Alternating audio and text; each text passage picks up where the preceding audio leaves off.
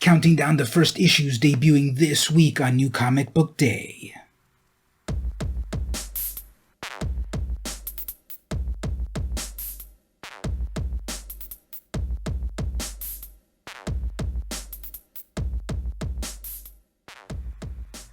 Hey everyone, it's vmcampos, comic book fan. Welcome to the latest episode of the weekly vmcampos Comic Book Club.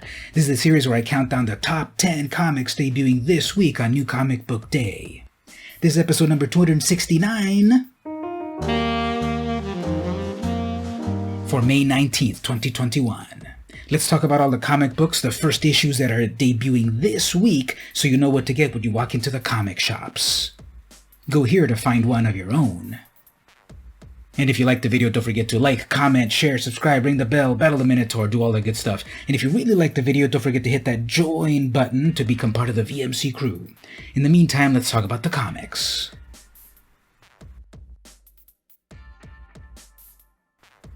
Let's start off this week with an honorable mention, and I'm not really going to be able to say too much about it because the YouTube algorithm is going to demonetize me. So this is Graphic Mundi's Dirty Biology X-rated Story of the Science of Sex graphic novel. So this is by Leo Grasset and Colas Grasset. What is sex? Has it always existed? What purpose does it serve?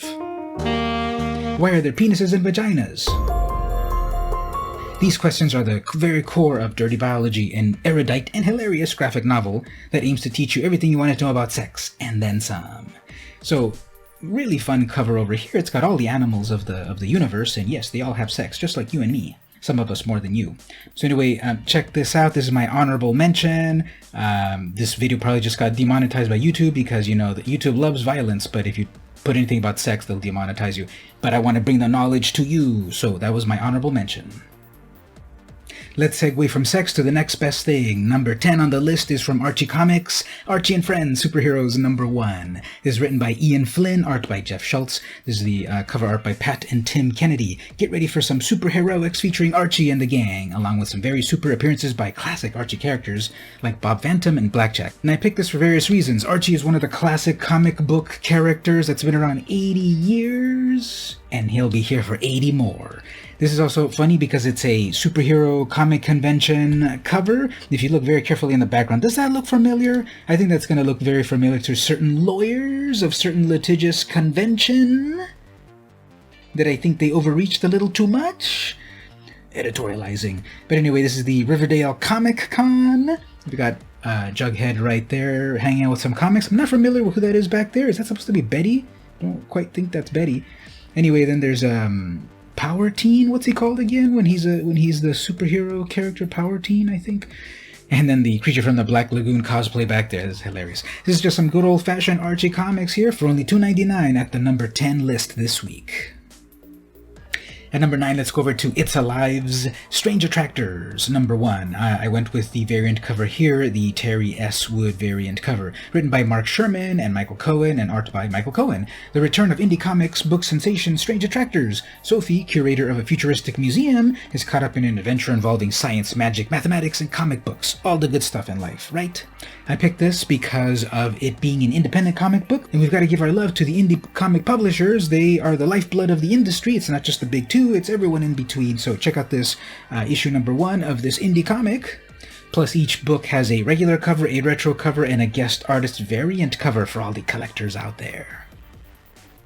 Now, number 8, I'm bending the rules of my own show, which is the first issues debuting this week on New Comic Book Day. Here's a graphic novel, so it's more of a complete book than in issue #1. From Behemoth Comics, I picked OSAKA Mime. Now, that's either OSAKA Mime, or if it's Japanese, it's OSAKA Mime, because you pronounce every syllable in Japanese, so you just learn something.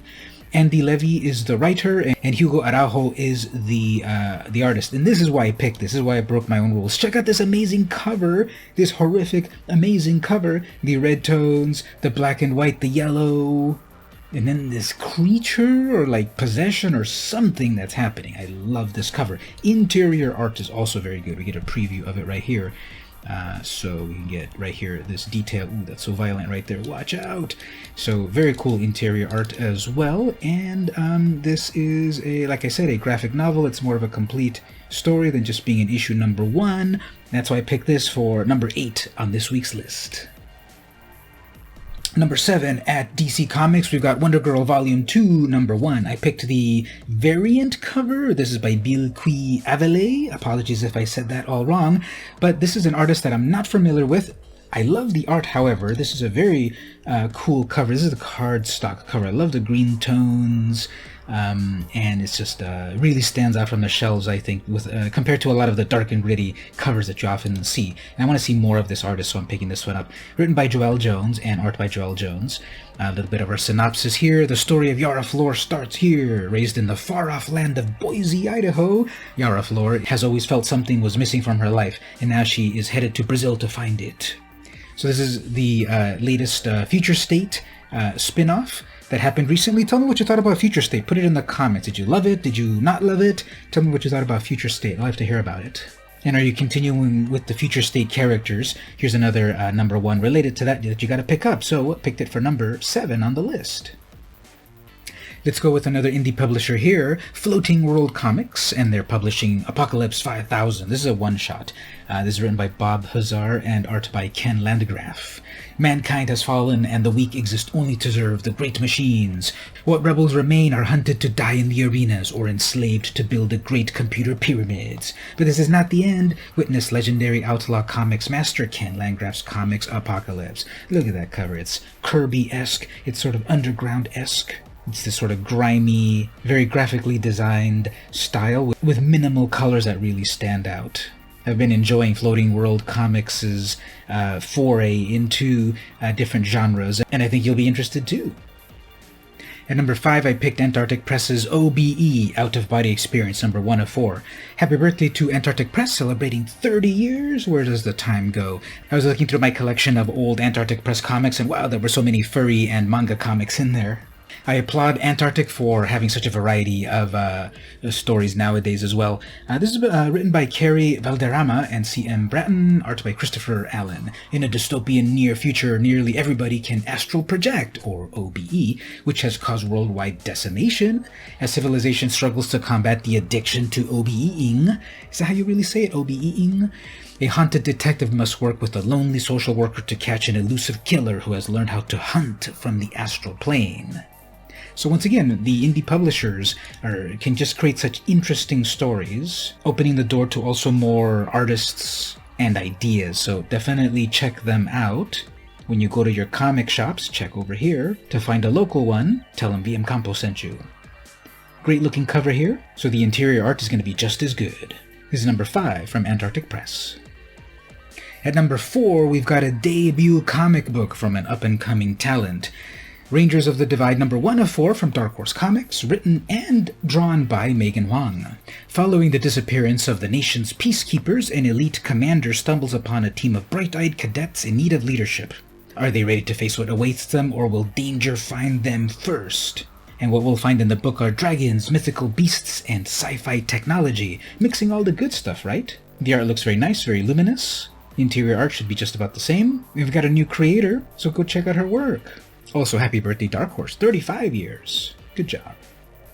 Speaking of birthdays, happy birthday to Marvel's first family, the Fantastic Four, celebrating 60 years. This is a 6-issue limited series written by Mark Russell, art by Sean Isaacsy, and this is the Marcos Martin variant cover that looks very retro, very enjoyable. I love these basic colors. In the tradition of Spider-Man life story, and in celebration of the Fantastic Four's 60th anniversary, comes this series setting the lives of the fabulous foursome in real time across the years. Amid the backdrop of the Cold War and the space race, a terrible accident gives the Fantastic Four great powers, a terrible secret, and entangles them in the history of their planet. So I like when we mix up these fantastical characters with real-life history and time periods and so forth. That's what the Spider-Man book did. Spider-Man, full disclosure, is my favorite superhero. But here I want to see this one where it's the Fantastic Four's take on the superhero genre coupled with real life. What's old is new, in that we've got Legends of the Dark Knight Volume 2, number 1. I picked the Francesco Francavilla cardstock team cover. I love this. I love the various Batmans, the sort of movie poster style of it. It's sort of 2 covers at once. Pick the one that you want. It's the cardstock cover, Francesco Francavilla's art style, which I loved from Afterlife with Archie and everything that he does. Here we have his take on various Batmen. There's the animated series, which is my favorite. What's this new story about? Well, it's a brand new continuation of the classic Legends of the Dark Knight from the 90s. Comic icons and rising stars alike will tell digital-first stories from across the Batman mythos, beginning with comics legend and co-creator of The Boys, Derek Robertson, writing and drawing an epic 3-issue supervillain crime drama. There's a bunch of variant covers, but I went with the Francavilla variant cover, and this is number 2 on the list for this week's top comics. One more honorable mention before we get to the number 1 comic of the week. I've got to tell you about Twomorrows Publishing's American Comic Book Chronicles. This is a hefty book about the history of comics. I love comics, I love the medium, I love the history of comics. I have the 1990s edition of this, and this goes from the 40s to the 90s. I can't wait for them to do the 2000s and beyond. I really enjoyed the history of the 90s. I lived it, I really felt it. I want to get the one from the 80s because I actually started in 87, although I identify more with the 90s. And I want to get this one from the 50s. So many great comics at that time: horror comics, war comics, Mad Magazine, Disney, and so forth.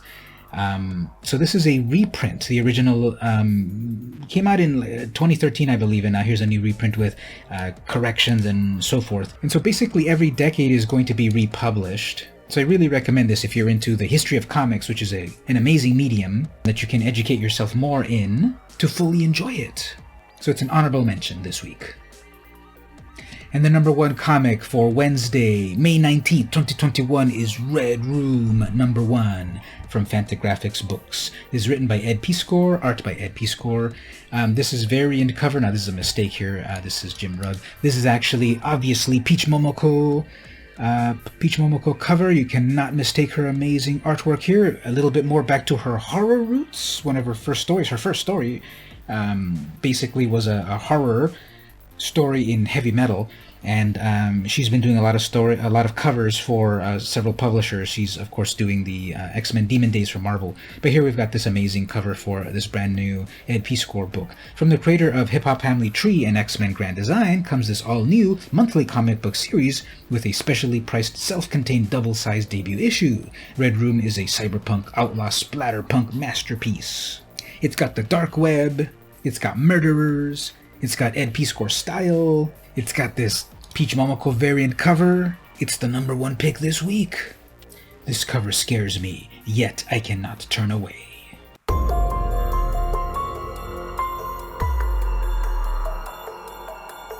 And that was my top 10 list. What did you think? What did I get right? What did I get wrong? Tell me all about it there in the comments. What should I be on the lookout for? Tell me all about it. If you liked the video, don't forget to like, comment, share, subscribe, ring the bell, battle the Minotaur, do all that cool stuff. And if you really liked the series, consider pressing that join button to become part of the VMC crew, where you will unlock perks. Just click join and it'll tell you what you'll get. Things such as exclusives and the like.